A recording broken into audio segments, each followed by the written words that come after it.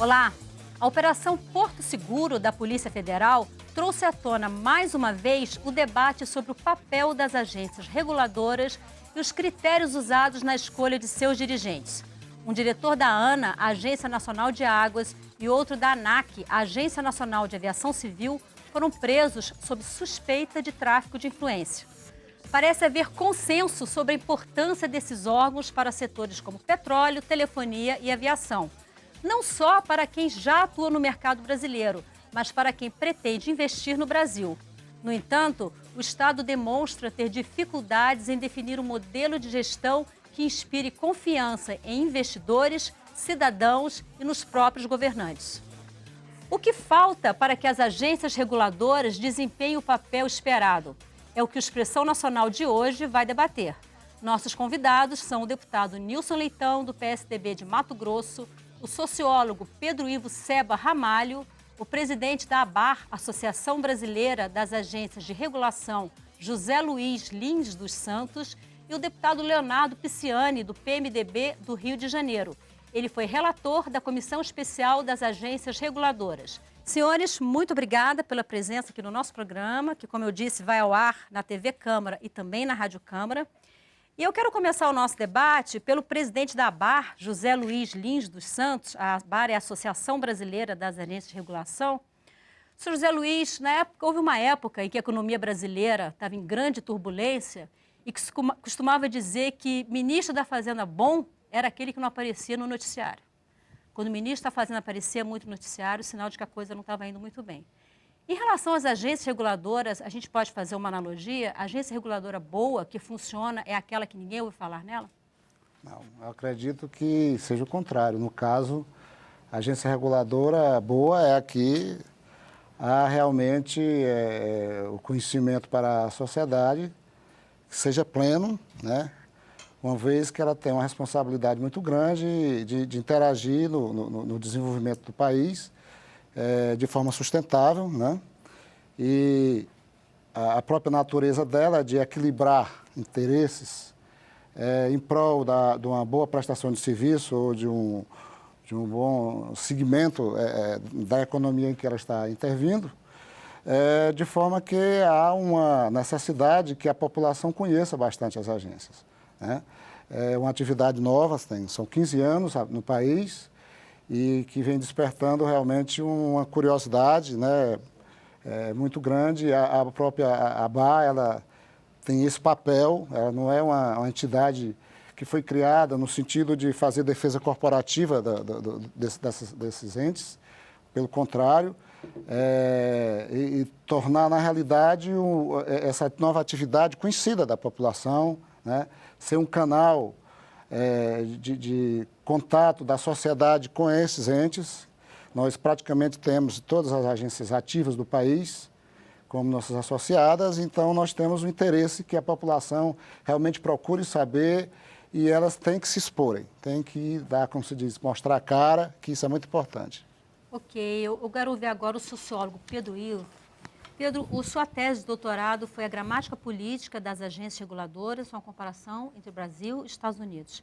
Então, eu queria a sua avaliação sobre essa questão da presença constante das agências reguladoras brasileiras na mídia.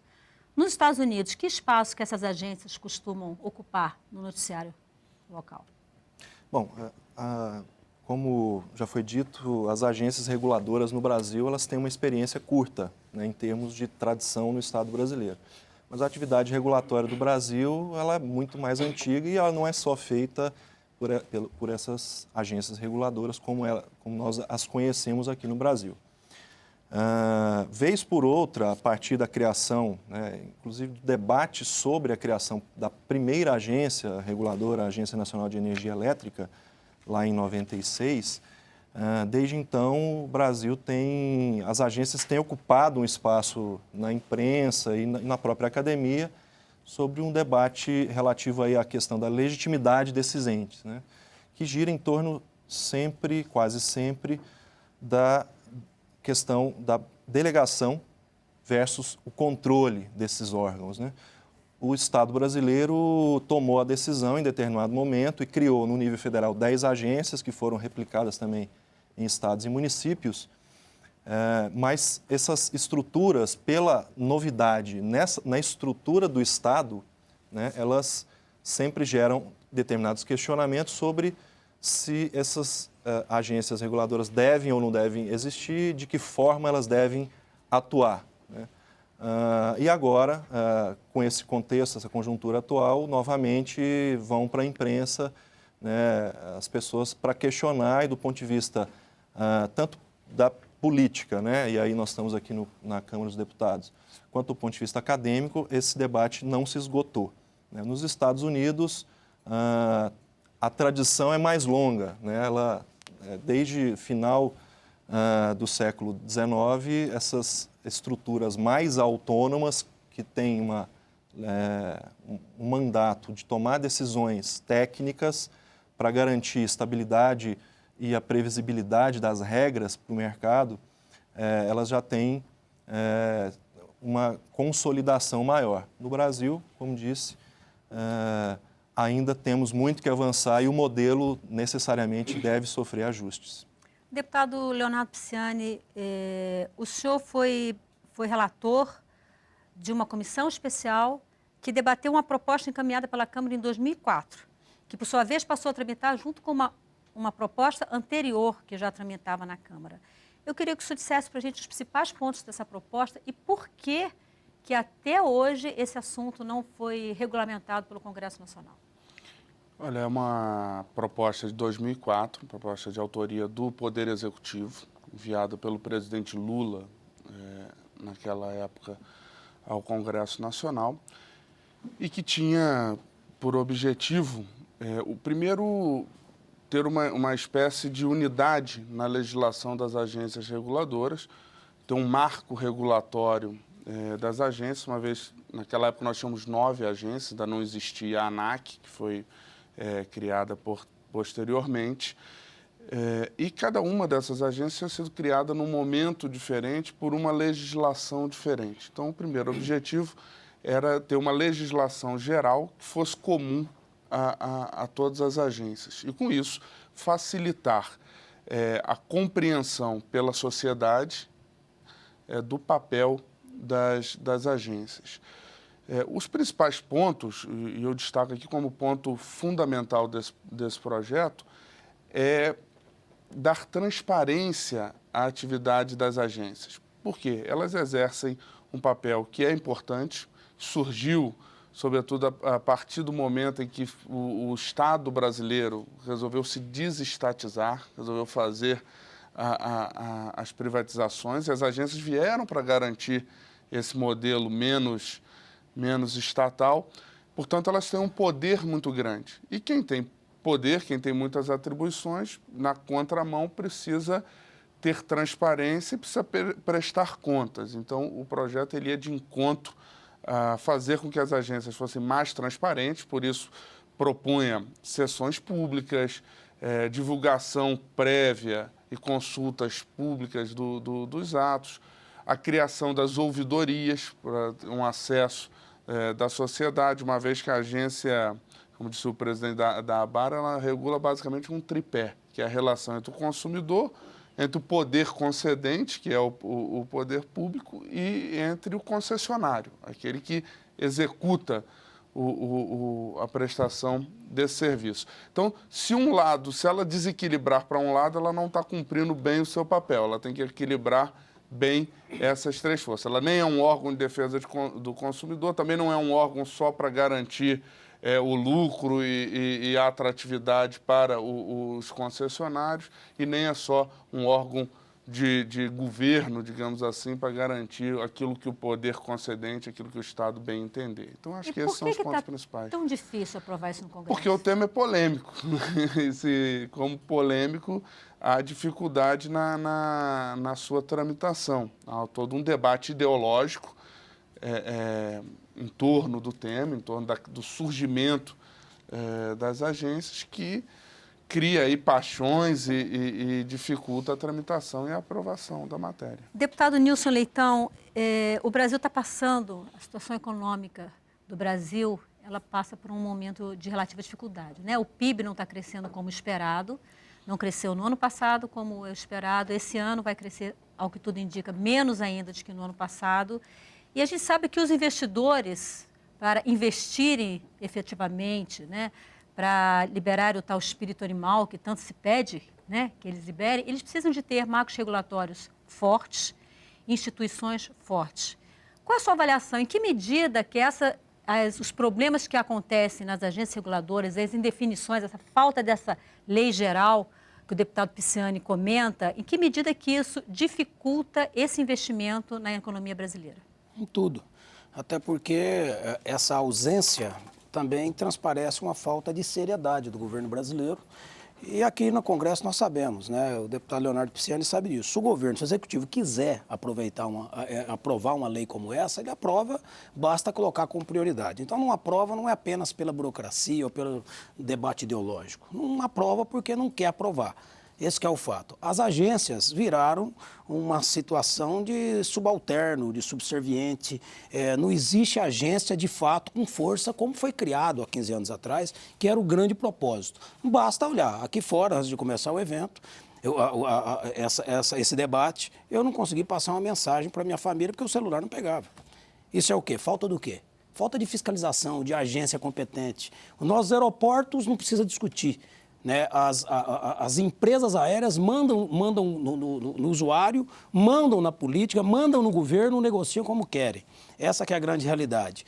A questão do transporte, tanto da ANTAQ, que nós estamos discutindo hidrovias, não sai do papel num país que tem uma capacidade, um potencial fantástico e uma necessidade. Eu que sou de Mato Grosso, né, se a ANTAQ tivesse realmente força necessária e tivesse não essa cumplicidade política e ideológica, como existe em praticamente todas, nossas hidrovias estariam saindo do papel e reduzindo o custo dos nossos produtos 60%, talvez 70%, e provocando uma questão de investimento muito mais forte no nosso país, que é justamente a pergunta que você faz. O grande problema é que, infelizmente, quando as agências passam a ser nomeadas pelo governo de forma ideológica, política e partidária, você descaracteriza a função dela. E chega onde nós chegamos. Chegamos no fundo do poço. Que fundo do poço que é esse? Quando agências que deveriam regular os serviços que, às vezes, é a vida de muita gente. Não é isso? Que muitas pessoas dependem daquilo. Quando as agências estão comprometidas ideologicamente e partidariamente. Quando os nossos órgãos fiscalizadores também estão. Quando a própria AGU também está, nós chegamos num momento em que temos que repensar a questão do que nós queremos para o nosso país. Então, eu acredito piamente que precisa mudar um modelo. Deputado Nilson Leitão, nós vimos agora o deputado Nilson Leitão, do PSDB de Mato Grosso, e eu quero aproveitar isso que o senhor falou em relação à direção das agências reguladoras e apresentar um quadro que nós elaboramos que trata justamente da direção das agências reguladoras. Essa informação nós conseguimos no Sindicato Nacional dos Servidores das Agências Nacional de Regulação e, segundo o sindicato, existem 47 cargos de direção, de diretores ou de conselheiros nas agências reguladoras atualmente. Desses 47 cargos, 13 estão vagos e 34 estão ocupados da seguinte forma. 7 são ocupados por servidores públicos efetivos, servidores de carreira. 2 são servidores do quadro das agências reguladoras. E esses 25 dirigentes são pessoas que não integram a administração pública.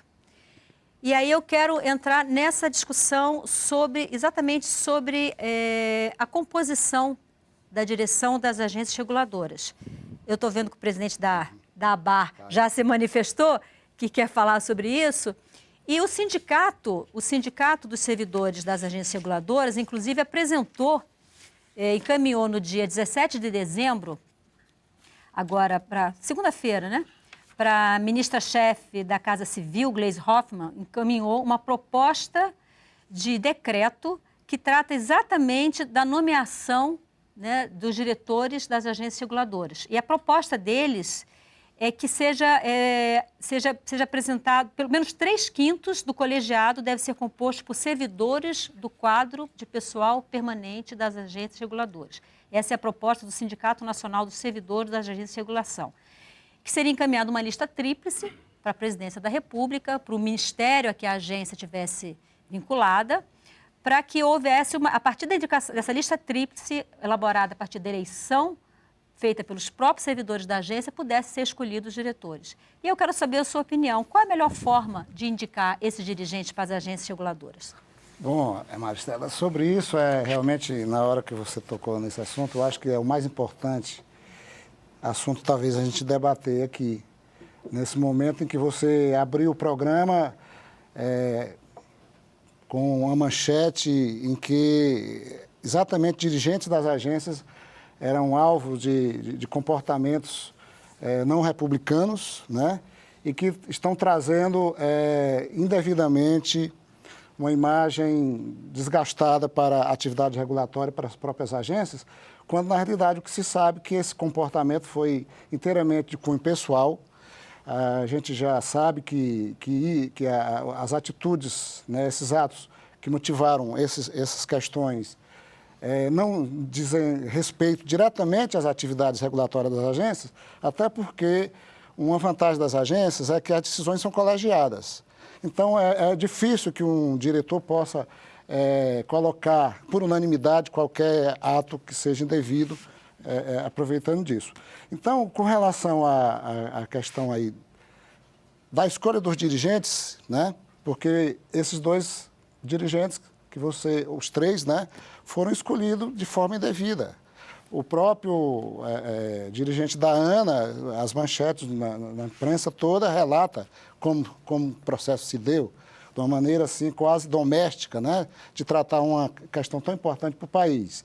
O presidente Lula, ele trouxe um bem muito grande para o país no momento em que ele encaminhou esse projeto de lei, que a gente lamenta. Eu quero dizer que, de fato, o que está faltando é apenas um pouco de boa vontade do governo para colocá-lo como prioridade, porque sabe-se que está, salvo alguns pontos específicos que o Fórum das Agências Federais ainda desejam rediscutir, está plenamente atendido no trabalho realmente que o deputado Leonardo fez.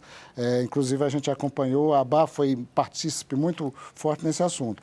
E com relação à parte que eu diria ruim da história, é que durante o processo das discussões, que foi muito bom porque apareceu a regulação no país aos olhos do próprio parlamento, houve uma leniência na escolha de alguns dirigentes. Não posso dizer todo, diria até a minoria, mas que uma minoria que, de qualquer maneira, causa esse prejuízo.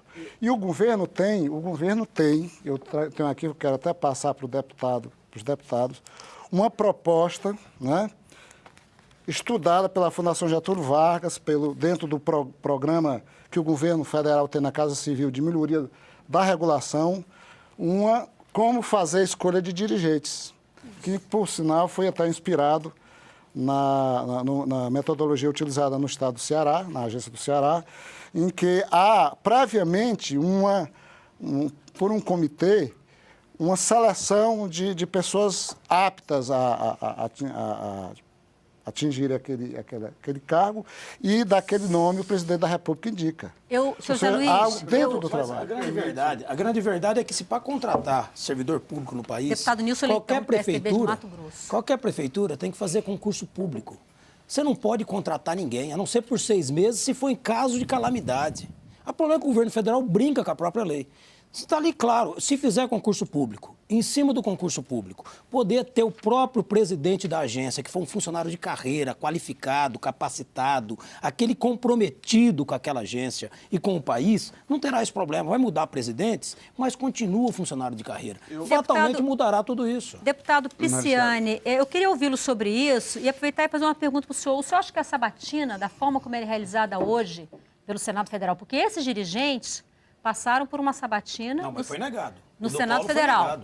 O do Polo foi negado, inclusive... Mas depois foi aprovado? Não. Foi. Como é que ele tomou posse indicações e tem mais aqui, ó. Foi negado 2 vezes, na terceira vez ele foi aprovado. Para provar o que eu descalabro, diz o seguinte, ele fez uma consulta à Comissão de Ética da Presidência da República. Está aqui o documento assinado pelo Américo Lourenço Massetti Lacombe, presidente da Comissão de Ética da República, Ética Pública, perguntando se ele poderia acumular cargos, que ele estava na Companhia Docas do Estado de São Paulo, na área administrativa, como conselheiro administrativo, membro do Conselho Administrativo, se ele poderia também estar na ANA. Foi dito que não. Ele reiterou a consulta, foi dito que não novamente. Quem nomeou ele não respeitou nem a comissão de ética da própria presidência da República. Pois é, aí eu quero ouvir, então, deputado Pisciani, a pergunta que eu lhe fiz. O senhor acha que, da forma como o Senado Federal vem realizando as sabatinas, e aí não só dos dirigentes da ANA, né? E tem várias outras sabatinas que são realizadas pelo Senado Federal. O Senado tem a atribuição constitucional de fazer várias sabatinas, exatamente, de ministros dos tribunais superiores, de embaixadores do Brasil e também dos dirigentes das agências reguladoras. Precisa haver alguma mudança para que isso chegue a bom termo? Eu creio que o primeiro é necessário que os critérios para a nomeação sejam claros. Quais são os atributos que alguém deve ter para ser dirigente de uma agência reguladora no Brasil? Quais são os requisitos mínimos? Isso é que o Senado, na sabatina, deve verificar. Se esses requisitos de conduta ilibada, de notório conhecimento daquele setor em que ele vai atuar, eu acho isso é importante. Agora, não suprime a necessidade de transparência. Por quê? Porque desvio de conduta pode acontecer. Pode acontecer com um servidor de carreira, pode acontecer com um servidor externo que foi nomeado. Por isso tem que ter a efetiva transparência e a efetiva fiscalização por parte da sociedade. Eu tenho certeza, né, que o nosso sociólogo conhece o modelo americano, sabe da ingerência, por exemplo, que o Congresso americano tem sobre as agências reguladoras nos Estados Unidos. O que não ocorre aqui. O Congresso brasileiro, no que pese ser o titular, né, por força do artigo 71 da Constituição, do controle externo, ser o titular do controle externo, não tem atribuição legal, por exemplo, para convocar um dirigente de agência. Tem para convocar o ministro de Estado, previsto na Constituição, mas não tem a prerrogativa ainda dada em lei de fazer isso. Então, ele aprova o nome... Ele aprova o nome, mas depois não tem como controlar. Não tem meios para fiscalizar, né? Nem diretamente, nem através do órgão auxiliar, que é o Tribunal de Contas. Então, É muito raro na história ter qualquer tipo de escândalos com funcionários públicos de carreira. Pode olhar a história. É muito raro. É muito raro. É que o modelo... Não, mas eu só quero... de conduta... Eu só quero levantar... Isso, mas eu quero levantar aqui... Mas eu quero levantar justamente isso. Que o problema não está na pessoa, o problema está no modelo. É só lembrar do caso Denise Abreu da ANAC. É só lembrar de outros casos que tiveram. Esse caso aqui, é um caso típico de alguém ligado à presidência da República, com amizade, com intimidade, com liberdade e com outras atribuições para indicar o nome. Um absurdo que está acontecendo com a nossa República. Então, o modelo está errado. O modelo é de que a República pode tudo. Quem está no comando da República pode tudo. Isso que está errado, tem que ter critérios. Como eu disse, os critérios para nomeação devem ser claros, devem ser transparentes. Eu queria, antes da gente ir para o intervalo, eu ouvi rapidinho o sociólogo em relação ao ponto de contrato de gestão. Se houvesse contrato de gestão firmado entre o governo, o ministério que é responsável por aquela agência está ligada, e os dirigentes daquela agência, haveria mais responsabilidade por parte dos seus dirigentes em relação ao cumprimento daquilo que lhe é devido? Eu acredito que sim. E existem algumas agências que firmam contratos de gestão com seus ministérios supervisores. Mas eu acho que, para que a gente possa atacar o problema, digamos, do funcionamento das agências, e falando especificamente de agências, né, como eu disse, existem outras entidades, órgãos da administração pública que fazem regulação e cumprem outras funções estatais. Mas para atacar e corrigir esse modelo novo das agências reguladoras, eu entendo que nós temos que promover uma série de medidas. O contrato de gestão pode ser interessante, eu acredito que sim. Critérios técnicos para nomeação, na verdade, indicação, né, de pessoas, e também para a sabatina e a votação no Senado, acredito que seja também um bom instrumento. E existem outros instrumentos. O deputado Leonardo Pisciani chama atenção para um grande e complexo, que é a questão da transparência, da prestação de contas desses órgãos, né? Isso, acredito que seja um remédio bastante útil para que a gente tenha um serviço melhor, mais bem prestado por esses órgãos de Estado, que tem que se ajustar também à estrutura mais geral do Estado brasileiro. Ok, senhoras, vamos fazer um breve intervalo. A gente volta já já. O Expressão Nacional de hoje está debatendo a forma como as agências reguladoras estão sendo administradas e como melhorar essa gestão. No próximo bloco, nós vamos falar um pouco sobre o contingenciamento de recursos dessas agências. A gente volta já já, não saia daí.